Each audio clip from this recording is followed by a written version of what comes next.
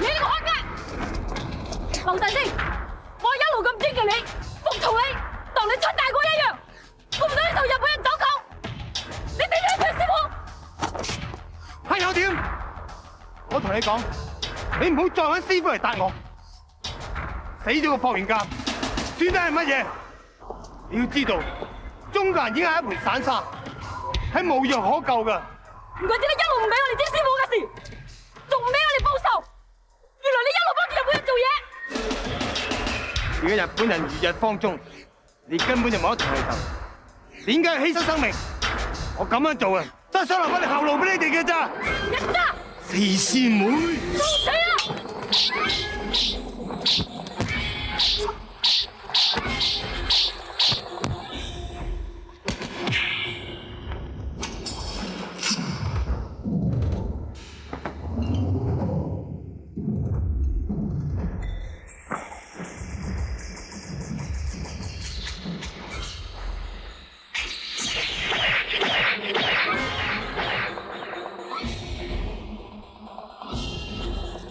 做大事一定要黃卻兒女思前。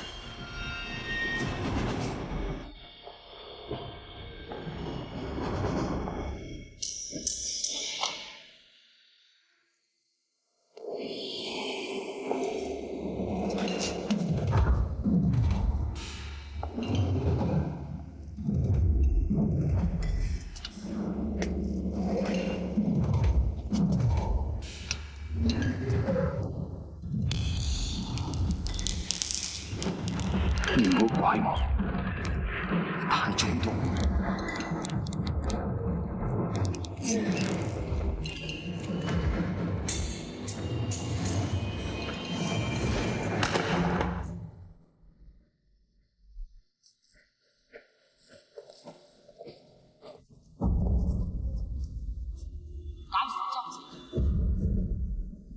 我嘅價值就在於為師傅報仇。如果敵人放手，請你哋反抗，勇者無動，係師傅對我哋嘅教誨。小青，你真係傻，你點能夠一個人去報仇？我哋揾佢。師姐，你哋去邊啊？師兄，大師，你睇。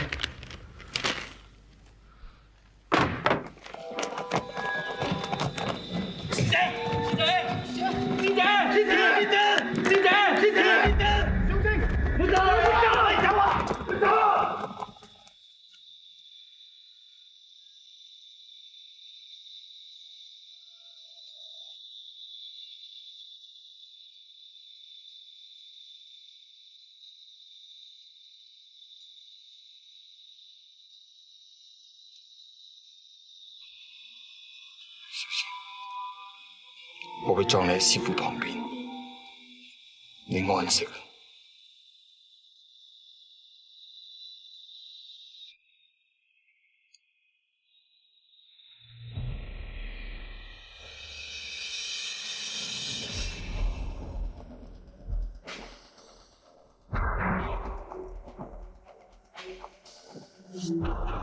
三師兄啊，五師兄去做乜嘢咧？神神秘秘咁嘅。我諗都係諗住點樣去對付武田行雄嘅啫。大家唔好理咁多啦，去練功啦。喂，大師兄，大師，大師啊，五師弟有啲緊要事揾你。咩事啊？唔清楚喎，不過佢話見到你翻嚟就請你去師傅嘅墳頭，佢喺度等你喎。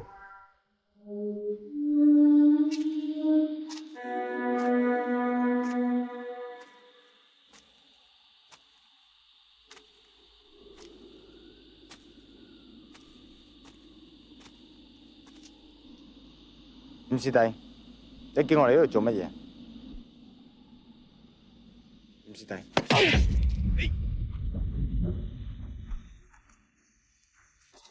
四師姐死嗰時，粒粒喺你手上。四師姐係咪你殺嘅？聽我講，本來我都唔信，但我今日親眼見到你同武田行雄一齊，你竟然係漢奸，你竟然做日本人嘅走狗！伍師弟，你唔好叫我伍師弟，你亦都唔係我大師兄。我要你老老實實師傅面前講出真相。點解你仲入去我走狗？點解你做案奸？師傅嘅死同你有冇關？師傅嘅死同你有冇關？你講！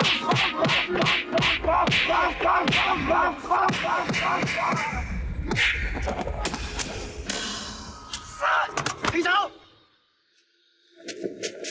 陳星，唔殺！發生咩事？你唔可以殺佢！我點解唔可以殺佢啊？佢殺咗小星，佢入咗人嘅走狗。我知道，完全都係我叫佢做噶。龍生唔可以講噶。陸生，究竟發生咩事啊？你頭先講嘅咩意思啊？冇講，一切事同長真同正門都冇關。有咩事我劉振星要一力承擔。振星啊，我明白你嘅感受，但到咗呢時候，我冇辦法唔講啊！唔好講啊！你冇事啊嘛？振星，你冇事啊嘛？我冇事。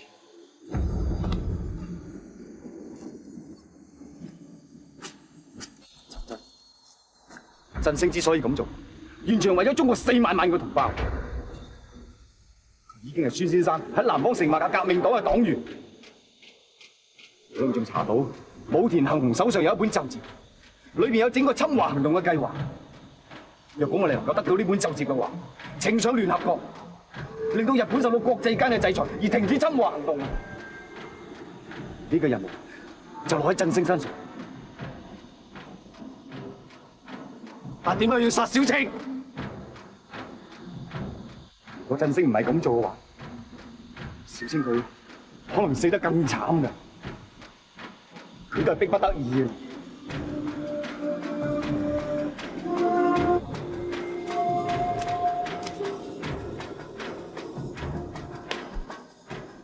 但係你唔一早同我講啊！呢件事你一個人知道好。你唔好插手。我點解唔可以啊？你可以為中國人流血流淚，連自尊都唔要。我點解唔可以為中國人盡一分力啊？我話唔可以就唔可以。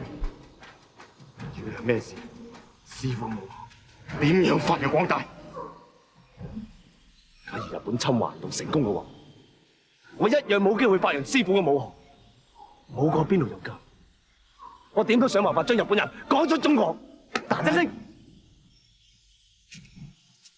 陳真佢講得啱，目前有2件事，我哋最迫切要做。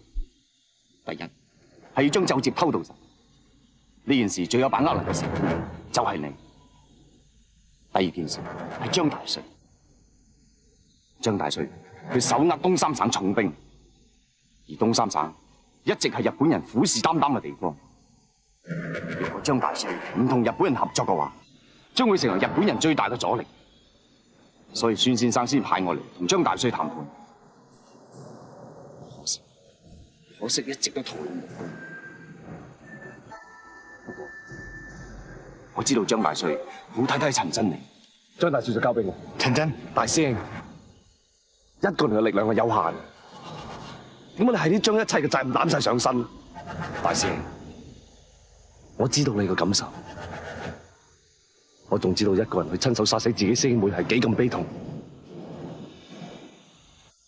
我已經準備不惜一切去阻止張大帥同日本人合作，因為相比呢個國家，個人嘅一切已經實在太唔重要。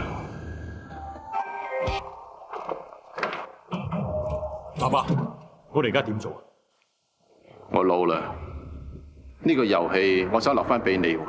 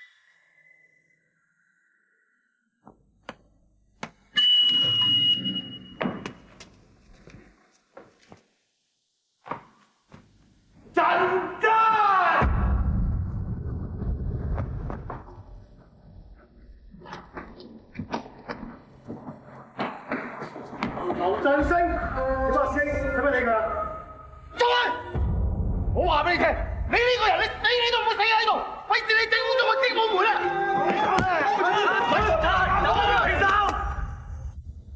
大師，陳真，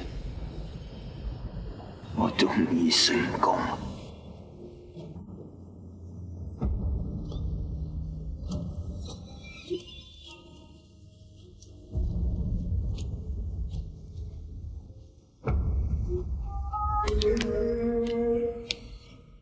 應承我，交俾龍先生。仲有，你一定要將日本仔趕出中國。知唔知？我會噶啦，我會噶啦，大師兄。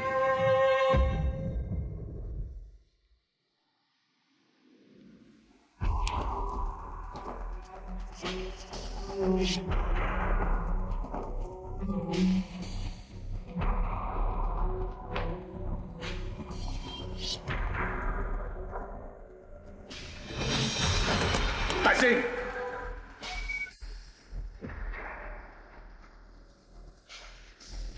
對唔住師父，對唔住小青，我冇用，我害咗你哋。大師，點解啊？點解啊？究竟你係咪有苦衷嘅，大師？先從來都冇出賣過我哋中國人，佢冇丟我哋精武門嘅面，佢所做嘅一切都係想接近武田信雄，偷取侵華計劃。大師兄，我哋怪錯咗你啦，大師兄。大師兄，大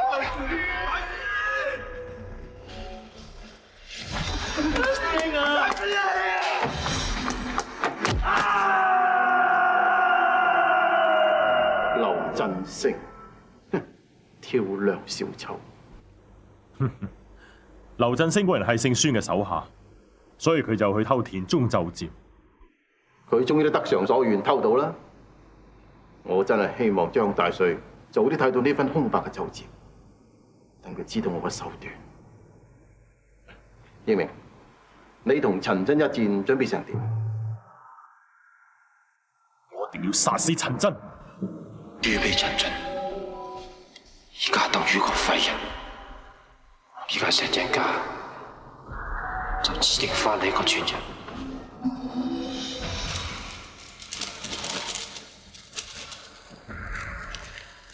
你哋應該着緊我哋嘅民族，關心我哋國家。中國百姓受盡列強嘅侮辱，民心不振。而家正係需要你哋有能力嘅人去振興中華，挽回民族嘅自尊。為咗石井家，你親手打敗陳真，重振石井家嘅聲譽。這空手道係世界上最高嘅武術。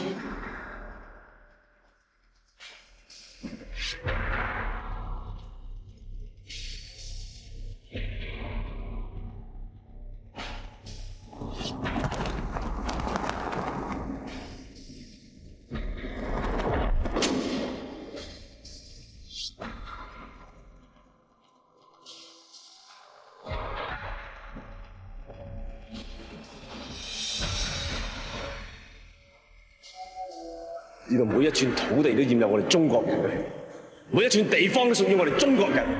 我絕對唔容許任何人霸佔我哋國家。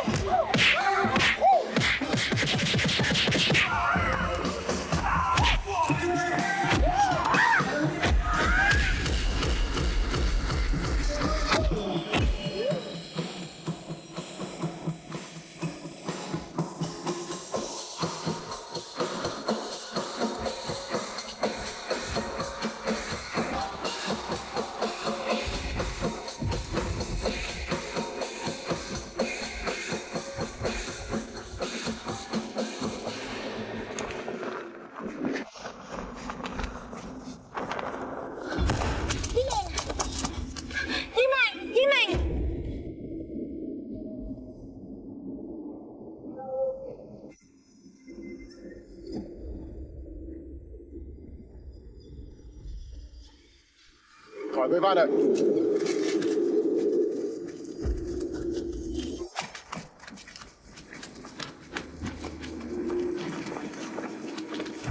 寶田先生，勝負已分，暫時啦。永遠都會係。